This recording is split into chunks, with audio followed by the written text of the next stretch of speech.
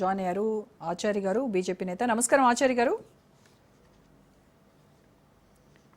ఆచార్య గారు నమస్కారం అండి. నమస్కారం. ఎగ్జిట్ పోల్స్ ఇప్పటి వరకు 3 సర్వేలు బయటకు వచ్చాయండి. ఆ 3 సర్వేలు కూడా బీజేపీకే అనుకూలంగా ఉన్నాయి, కాషాయ పార్టీకే జై కొట్టారు ఢిల్లీ ప్రజలు అనేటువంటి సర్వే రిపోర్ట్స్ వచ్చాయి. సో మొత్తానికి పీపుల్స్ పల్స్ చూస్తే 51 నుంచి 60 సీట్లు బీజేపీ గెలుచుకుంటుందని చెప్తుంది. అలాగే ఏబీపీ మ్యాట్రిక్స్ సర్వే 35 నుంచి 40 సీట్లు, చాణక్య స్ట్రాటజీస్ 39 నుంచి 44 సీట్లు బీజేపీ కైవసం చేసుకోబోతోంది అన్నట్టుగా ఎగ్జిట్ పోల్స్ వాళ్ళు ఇచ్చినటువంటి సర్వేలో చెప్తున్నారు. రైట్. అయితే ఇన్ కేస్ బీజేపీనే కనుక అధికారంలోకి రాబోతుంటే, అంటే మిమ్మల్ని గెలిపించినటువంటి అంశాలు, మీ గెలుపుకి ప్రభావితం చేసినటువంటి అంశాలు ఏమై ఉంటాయని మీ అంచనా? గత 10 సంవత్సరాలుగా కేజ్రీవాల్ గారి యొక్క పరిపాలన, ప్రవర్తన, అధికారము, ఏ రకంగా వ్యవహరించినటువంటి తీరు, ప్రజల్లోకి ఇచ్చినటువంటి హామీలు, వాటిని నెరవేర్చే విధానము, వీటన్నిటిని కూడా ప్రజలు, ఢిల్లీ ప్రజలు చాలా అంటే భారతదేశ ప్రజలందరూ కూడా ఢిల్లీలో ఉంటారు. ఆ ప్రజలు అన్ని రాజకీయ పార్టీల యొక్క వ్యవహారాలు, మంచి చెడ్డలు అన్నిటిని కూడా బేరీ చేసుకునేటువంటి జ్ఞానము, పరిజ్ఞానము అక్కడ చాలా, ఎందుకంటే దేశ రాజధాని కాబట్టి ప్రతి ఒక్క పార్టీ అక్కడ వ్యవహారాలు, అక్కడ ప్రతి ఎలక్ట్రానిక్ మీడియా అన్నీ కూడా అక్కడ కేంద్రీకృతమై ఉంటాయి. కాబట్టి ప్రజలు 2 పర్యాయాలు కేజ్రీవాల్ గారికి అవకాశం ఇచ్చి వారి పరిపాలనను చూడడం జరిగింది. వారు చెప్పినటువంటి వాగ్దానాలు కూడా చాలా మటుకు అరకొర నెరవేర్చడం జరిగింది. అంటే చెప్పినవి బారెడంతా, చేసినవి చారడంతా అన్నట్టు చాలా, అంటే ఇక ఇటువంటి అవినీతి లేనటువంటి రాజ్యం వస్తుంది అని ప్రజలకు చూపించింది.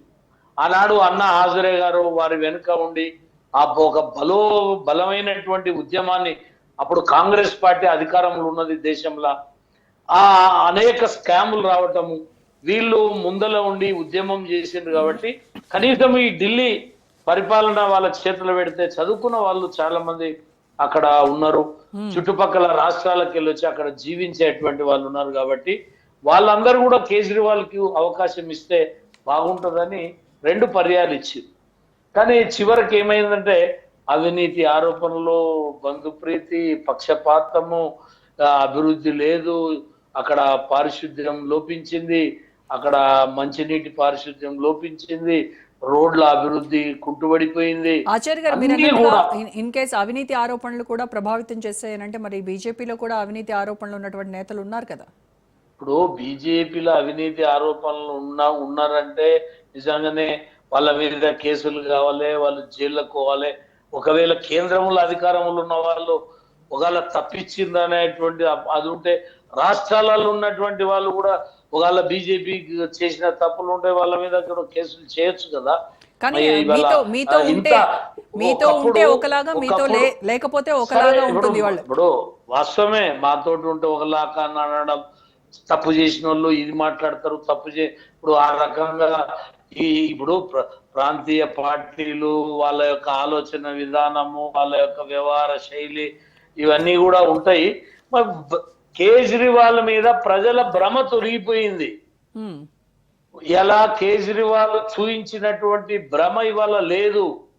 ఆయన అధికారంలోకి వచ్చిన తర్వాత ఏ రకంగా వివరించిండు, ఏ రకంగా చేసిండు అనేది చాలా మేధావులే దాన్ని చూసినటువంటి వాళ్ళు ఉన్నారు. అసంఘటిత శక్తులతోటి కుమ్మక్కై వాళ్ళని ప్రేరేపణ చేసి ఆయన అంతర్గత వీడియోలు, బహిర్గత వీడియోలు ఇవన్నీ కూడా మన కళ్ళ ముందు కనపడ్డాయి. ఇవాళ ఈ ఢిల్లీ తర్వాత పంజాబ్ వచ్చింది, పంజాబ్ లా ఏ రకంగా జరుగుతున్నది, అక్కడ శాంతియుతంగా ఎట్లున్నది, ప్రశాంతంగా ఉందా, శాంతియుతంగా ఉందా, ఇవాళ చాలా విషయాలు మనం అక్కడ అంబేద్కర్ యొక్క విగ్రహాన్ని బుల్లెట్లతోటి కూల్చేసే పరిస్థితికి వచ్చింది. అంటే ఇవాళ ఢిల్లీకి చేరువలు ఉన్నటువంటి పంజాబ్లా ఏ రకమైనటువంటి పాలన నడుస్తున్నది, ఇవన్నీ కూడా ఉన్నాయి. రెండవది ఏంటంటే ఢిల్లీలో సెంట్రల్ గవర్నమెంట్ ఆధీనంలో పోలీసు వ్యవస్థలు, సెంట్రల్ గవర్నమెంట్ ఆధీనంలో అక్కడ ఉన్నటువంటి లెఫ్టినెంట్ గవర్నర్ గారు కావచ్చు, ఆధీనంలో ఉన్నటువంటి వ్యవస్థలు ఉంటాయి. ఈ రెండు పార్టీల మధ్యలో అక్కడ సయోధ్య కుదరకపోవడం, వీళ్ళు తప్పుడు నిర్ణయాలు, లేకపోతే బీజేపీ సయోధ్య అక్కడ సరైనటువంటి విధంగా ఉండకపోవడం వల్ల కూడా వీళ్ళు చేయలేకపోవడం, దాంట్లో వాళ్ళు ప్రజలకు ఇచ్చిన హామీలు నిలబెట్టుకోలేకపోవడం, ఒక తీవ్రవాదాన్ని ప్రోత్సహించడం, తీవ్రవాదానికి మద్దతు పలకడం, అనేక విషయాలలో ప్రజలు అక్కడ ప్రభావితం అయింది. ఎందుకంటే లాస్ట్ టైమే వచ్చేది ఉండే, లాస్ట్ టైము అరే మొదటిసారి అవకాశం ఇచ్చినాం చేయలేకపోయాడు, కొన్ని పెండింగ్లు ఉన్నాయి. కొన్ని విషయాలలో లాస్ట్ టైం ఏమైందంటే అప్పుడప్పుడే ప్రభుత్వ స్కీములు పేద ప్రజలకు స్కూళ్ళు కావచ్చు, లేకపోతే మంచినీటి విషయం కావచ్చు, ఆ బస్సుల విషయం కావచ్చు, లేకపోతే ఇతరత్ర విషయాలు పేద ప్రజలకు అప్పుడప్పుడే స్కీములు పెట్టి విద్యార్థులకు ఎడ్యుకేషన్ విషయంలో కావచ్చు పెట్టిండ్రు. ఇంకా ఫలితాలు ప్రజలకు అందలేదు. కేజ్రీవాల్ మళ్ళీ వస్తే ఇవన్నీ అందుతాయని పేద ప్రజలు 100% కేజ్రీవాల్ గారు లేసిర్రు. కాబట్టి ఈసారి ఆయన ఆశలు అడియాశలు అయిపోయినాయి, ప్రజల ఆశలు అడియాశలు చేసిండు. ఆ విధంగా కొంత అక్కడ Bharatiya Janata party double engine సర్కార్ రావాలి, ప్రజలకు అక్కడ ఒక మెరుగైన పాలన అందిస్తామని ప్రజల్ని అక్కడ ఎన్నికల ప్రచారంలో ఆకట్టుకోవడం జరిగి అక్కడ ప్రజలు ఈ రకమైనటువంటి ఎగ్జిట్ పోల్స్ అలా బీజేపీ వైపు రావడం జరుగుతుంది. రైట్. అయితే ఎన్నికల హామీల గురించి